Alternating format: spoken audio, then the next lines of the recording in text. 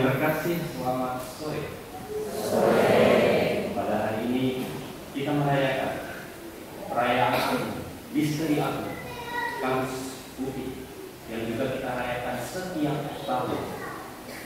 Bapak Ibu Saudara-saudari, Kamis Putih bukanlah perayaan keputusasaan maupun kesedihan, melainkan perjamuan yang penuh keakraban, perjamuan persaudaraan dan penuh makna. Perjamuan ini memberikan kita sebuah makna, arti yang luar biasa untuk hidup kita. Perjamuan ini menyimbolkan penyerahan total, tidak setengah-setengah dalam pelayanan, dalam perayaan Kamis Putih ini. Yesus mau mengatakan kepada kita, mengatakan kepada dunia bahwa seluruh hidupnya adalah untuk kita. Dia memberikan seluruh hidupnya itu, memberikan tubuh dan darahnya sendiri, dan Ia menetapkan Ekaristi agar setiap kali kita merayakannya, kita mengenangnya kembali, dan bukan hanya sebatas sampai mengenangkan, tetapi kita mengikuti contoh teladan yang telah diberikan kepada kita. Mari, sebelum kita melanjutkan Misteri Agung yang akan kita rayakan pada malam hari ini, terlebih dahulu kita hadir, kita mengakui dosa dan kelemahan kita di hadapan Allah dengan memeriksa batin kita masing-masing. Saya mengaku kepada Allah yang Maha Kuasa dan kepada saudara sekalian bahwa saya telah berdosa dengan pikiran dan perkataan, dengan perbuatan dan kelalaian. Saya berdosa, saya sungguh berdosa. Oleh sebab itu saya mohon kepada Santa Perawan Maria, kepada para malaikat dan orang kudus, dan kepada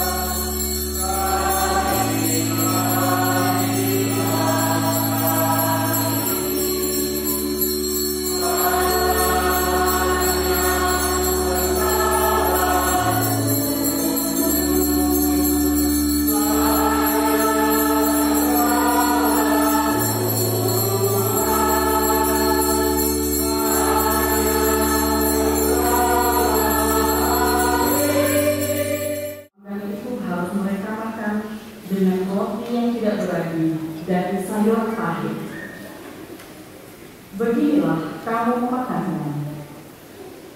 Pinggangmu berikat, kaki berkasut, dan tongkat ada di tanganmu. Hendaknya kamu memakannya cepat-cepat. Itulah Paskah bagi Tuhan. Sebab pada malam ini aku akan menjelajahi negeri Mesir dan membunuh semua anak sulung, baik anak sulung manusia maupun anak sulung hewan, dan semua dewa Mesir akan kujatuhkan hukuman. Akulah Tuhan. Adapun anak domba itu menjadi tanda bagimu pada rumah-rumah tempat kamu tinggal. Apabila aku melihat darah itu, maka aku akan melewati kamu. Jadi, tidak akan ada pula pemusnahan di tengah-tengah kamu pada saat aku menghukum negeri Mesir. Hari ini harus menjadi hari peringatan bagimu dan harus kamu rayakan sebagai hari raya bagi Tuhan turun-temurun. Demikianlah sabda Tuhan.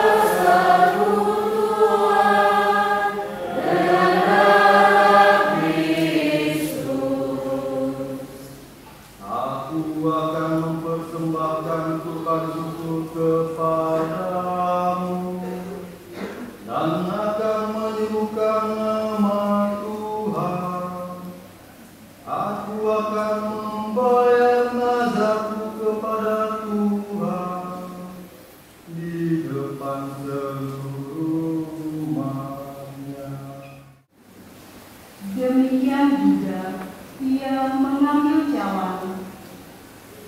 Sesudah makan, lalu berkata,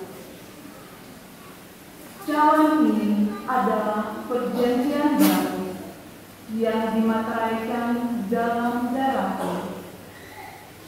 Setiap kali kamu meminumnya, perbuatlah ini untuk mengenangkan daku. Sebab setiap kali kamu makan roti ini dan minum cawan ini, kamu mewartakan wafat Tuhan sampai Dia datang." Demikianlah sabda Tuhan.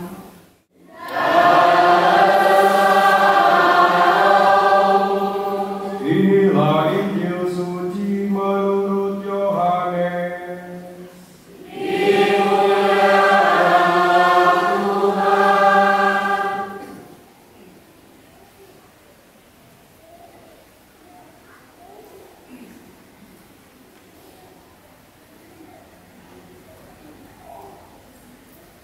Sebelum hari raya Paskah mulai, Yesus telah tahu bahwa saatnya sudah tiba untuk pergi dari dunia ini kepada Bapa. Sebagaimana Ia senantiasa mengasihi murid-muridnya, demikianlah sekarang Ia mengasihi mereka sampai saat terakhir. Ketika mereka sedang makan bersama, iblis telah membisikkan dalam hati Yudas Iskariot, anak Simon, rencana untuk mengkhianati Yesus. Yesus tahu bahwa Bapa telah menyerahkan segala sesuatu kepadanya dan bahwa Ia datang dari Allah dan akan kembali kepada Allah. Lalu bangunlah Yesus dan menanggalkan pakaiannya. Ia mengambil selai kain lenan dan mengikatkannya pada pinggangnya. Kemudian Ia menuangkan air ke dalam sebuah baskom dan mulai membasuh kaki murid-muridnya, lalu menyekanya dengan kain yang terikat pada pinggangnya itu. Lalu sampailah Ia kepada Simon Petrus. Kata Petrus kepadanya, "Tuhan, Engkau hendak membasuh kakiku?" Jawab Yesus kepadanya, "Apa yang aku lakukan, engkau tidak mengerti sekarang, tetapi engkau akan memahaminya kelak." Kata Petrus kepadanya, "Selama-lamanya engkau tidak akan membasuh kakiku." Jawab Yesus, "Jika aku tidak membasuh engkau, engkau tidak mendapat bagian dalam aku." Kata Simon Petrus kepadanya, "Tuhan, jangan hanya kakiku saja, tetapi juga tangan dan kepalaku." Kata Yesus kepadanya, "Siapa saja yang telah mandi, ia tidak usah membasuh diri lagi, selain membasuh kakinya, karena ia sudah bersih seluruhnya. Kamu pun sudah bersih, hanya tidak semua." Yesus tahu siapa yang akan menyerahkan Dia.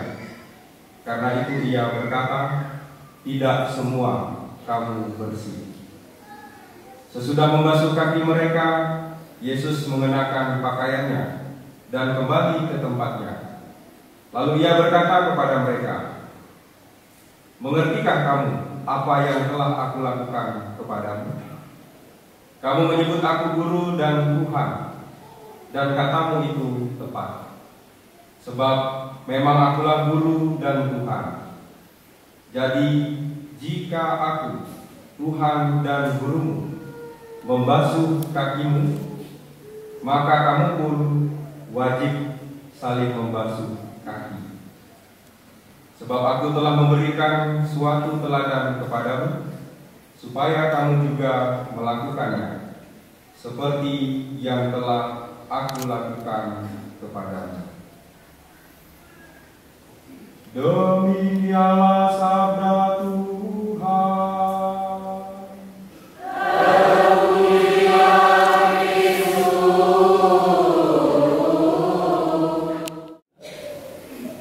Tetapi beberapa kali kalau saya melihat atau memperhatikan berita-berita yang beredar, ya cukup menyesakkan hati. Kita melihat bagaimana mungkin oknum pejabat, seorang pejabat yang hampir rata-rata ingin dilayani, ingin mendapat fasilitas yang baik, ingin dilihat sebagai orang yang hebat di tengah-tengah dunia. Sehingga kita mendengar juga beberapa waktu yang lalu mungkin, atau kita mendengar, semoga itu bukan sebuah kekeliruan, atau semoga juga kekeliruan, kita melihat bagaimana seorang menteri bersama keluarganya menggunakan jet pribadi dan lain-lain. Ada gengsi yang mau dimunculkan. Padahal kita ingat dulu ketika Paus datang ke Indonesia beberapa waktu sebelumnya, kita melihat bagaimana Paus menawarkan sesuatu yang berbeda kepada kita masyarakat Indonesia secara umum. Bahkan juga menegur kita sebagai orang Katolik, pengikut Kristus. Kita sebagai anggota gereja juga diingatkan oleh pemimpin kita yang saat ini Gereja dipimpin oleh Rasul kita, Bapak Fransiskus. Berbeda kebalikannya dengan apa yang kita mungkin lihat akhir-akhir ini, yang ditunjukkan oleh mereka yang menjadi public figure atau orang-orang yang dilihat oleh semua banyak orang. Maaf katakan saja para pejabat oknum-oknum ini sesat melihatnya. Sehingga apakah ini hal yang baik untuk kita? Apakah nanti akan memunculkan tanda-tanda kebaikan untuk negara kita? Ya, kita berdoa saja semua baik-baik saja. Karena kalau kita lihat di beberapa tempat sedikit ada keributan soal ini kan, dengan berbagai kebijakan yang aneh-aneh seperti yang saya katakan itu, kebijakan yang bikin kita geleng-geleng kepala. Tapi saya lihat masyarakat di Kopi tenang-tenang saja, kayak semuanya makmur, aman, sentosa ya. Sudah cukuplah kebutuhan hidup yang mungkin. Tapi kalau di beberapa tempat lain, kebijakan itu justru bagi saya, ya maaf kalau saya boleh berkata jujur, sedikit menyedih, terutama untuk rakyat, masyarakat kalangan bawah. Jujur aja. Pastor, so tahu pastor tidak pernah merasakan sakitnya hidupnya sih. Tapi gimana ya? Jadi ya sakit juga sih hidupnya. Para pastor pun sakit juga hidupnya. Tidak hanya umat saja, sama kita. Bapak Ibu saudara-saudari yang terkasih, malam hari ini Yesus mau mengajarkan lagi harusnya bagaimana orang yang dianggap penting itu, harusnya bagaimana yang disebut sebagai pemimpin itu. Tiap tahun kita merayakan Kamis Putih, ya kan? Tiap tahun kita lihat, wah, imam membasuh kaki, wah, sebagai simbol, sebagai pengenangan lagi kejadian yang sudah terjadi 2000 tahun yang silam, Yesus membasuh kaki murid-muridnya. Kita lihat hal itu. Tapi apakah benar-benar kita menerima maknanya jauh lebih baik dalam hati kita masing-masing, dalam hidup kita? Yesus mau mengajarkan kepada kita kalau ingin dunia ini menjadi semakin baik. Pesan paling sederhana, hendaknya kita mampu menjadi pelayan bagi yang lain. Bisa Anda bayangkan kalau tidak ada yang mau rendah hati menjadi pelayan, apakah perayaan Pekan Suci bisa berjalan dengan baik? Semua mau menjadi bos, kayak pastor? Kayak pastor. Pastor ini kan sok-sok bos gitu ya, kurang berita tuh begini, dikerjakan. Apakah perayaan bisa berlangsung baik? Itu hal paling sederhana. Kalau tidak ada satupun yang mau dengan rendah hati memberikan diri, mengorbankan waktu, bahkan udah mepet pun, aku lagi sibuk ini, harus turun lagi ke gereja, bersih gereja, potong rumput, masang daun palma dan lain-lain, itu udah dipasang daun palma, diprotes lagi sama pastor ini maksudnya. Jadi, tapi dengan rendah hati tetap kujalankan tugas-tugas. Kalau tidak ada yang seperti ini, maka semua tidak akan bisa berjalan dengan baik. Maka dalam kesempatan ini pastor mengucapkan banyak terima kasih pada seluruh panitia petugas, anggota krim dan lain, banyak sekali yang sudah mau memberikan diri dengan tulus. Kalau pastor katakan, tidak ada yang digaji. Kalau digaji langsung jual paroki kita, bangkrut pastor kita. Tapi tidak ada yang digaji. Semuanya bekerja dengan tulus, Bapak Ibu saudara-saudara. Pastor, gimana pastor? Saya belum sempat mau bantu-bantu panitia atau urus bantu-bantu di gereja. Gak apa-apa, mungkin ada kesempatan lain. Tapi cobalah itu. Tidak mesti hanya di gereja, Bapak Ibu saudara-saudari. Buatlah di rumah tangga Anda masing-masing.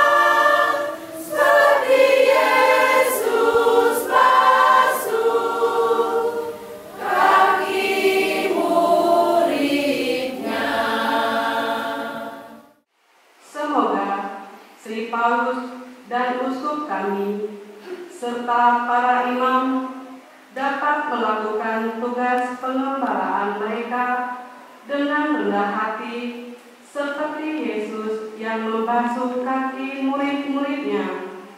Kami mohon. Kabulkanlah doa kami ya Tuhan.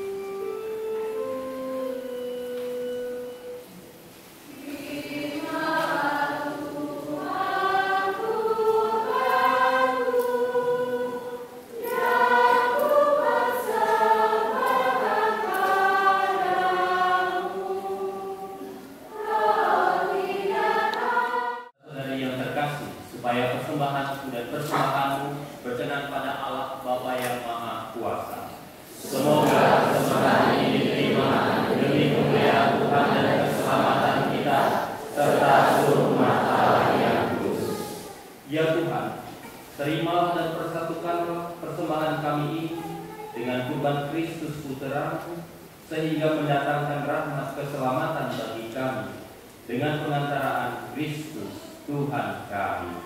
Amin.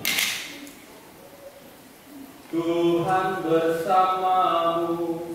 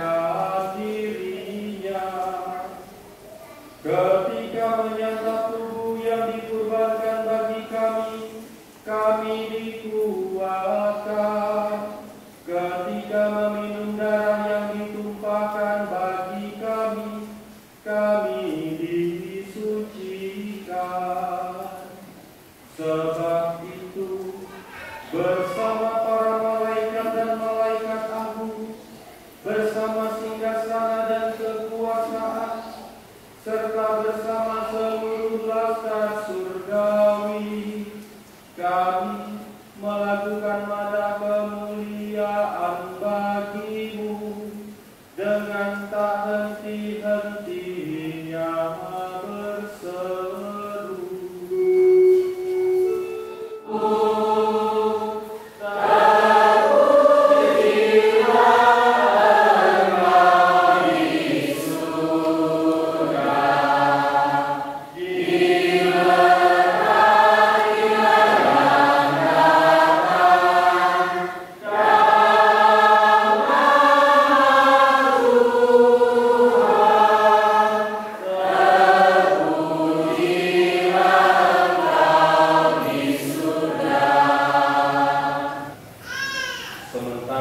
makan bersama. Dia mengambil roti dan sambil mengucap syukur kepadanya, dia memberkati, memecah-mecahkan, lalu memberikannya kepada mereka seraya berkata, "Terimalah dan makanlah kamu semua, inilah tubuhku yang diserahkan bagimu."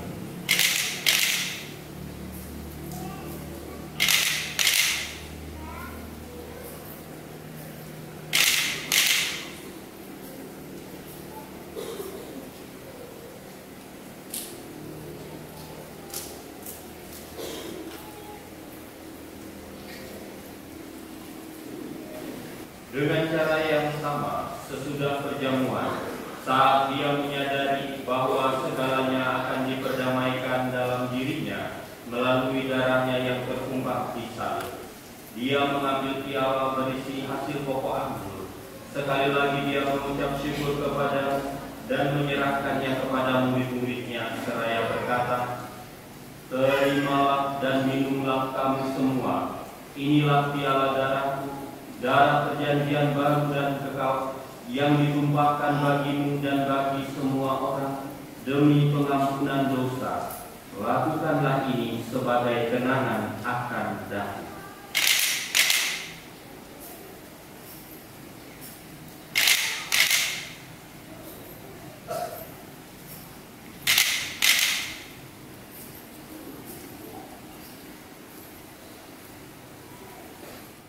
Dan dijauhkan dari setiap perbedaan. Semoga Engkau sudi menjaga kami selalu dalam kesatuan budi dan hati, dalam persatuan dengan Paus kami Fransiskus dan Uskup kami Monsinyur Valentinus Said. Bantulah kami untuk mempersiapkan datangnya kerajaan sampai pada saat kami sendiri sebagai orang kudus di tengah para kudus menghadap Engkau di tahta surgawi. Dia dan dalam Dia, bagimu Allah Bapa yang Maha Kuasa, dalam persekutuan dengan Roh Kudus, segala hormat dan kemuliaan sepanjang segala masa.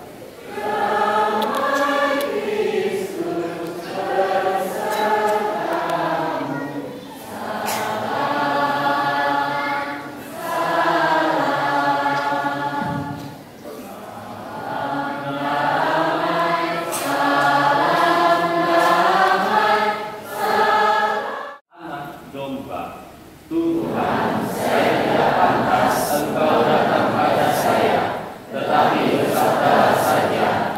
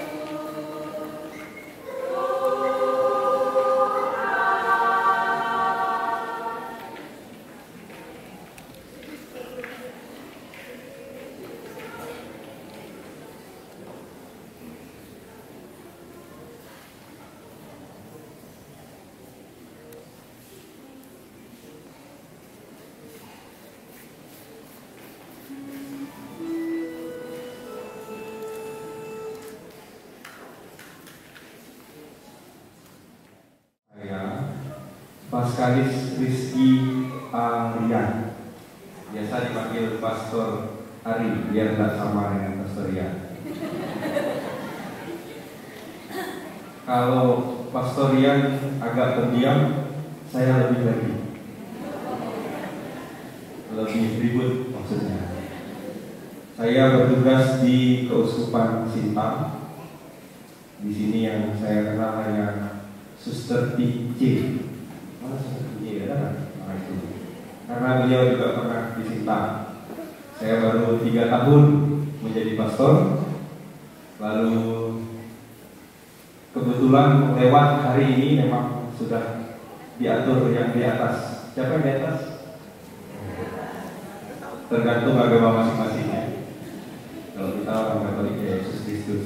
Terima kasih Pastor Yosi sudah memberikan kesempatan untuk merayakan Kamis Putih, dan terima kasih juga untuk Pastor Yosi dan semua umat yang ikut mendoakan ibu kami. Semoga beliau gembira hatinya dan kembali sehat seperti sedia kala. Kalau Bapak Ibu nanti main ke Sintang atau ada waktu pusing-pusing ke Lintang Kapuas, saya asli orang Lintang Kapuas, silakan. Kalau tidak ketemu Pastor Rian, cari Pastor Ari. Saya akan buka semua pintu, silakan masuk lewat mana saja. Begitu saja, terima kasih banyak, Tuhan memberkati.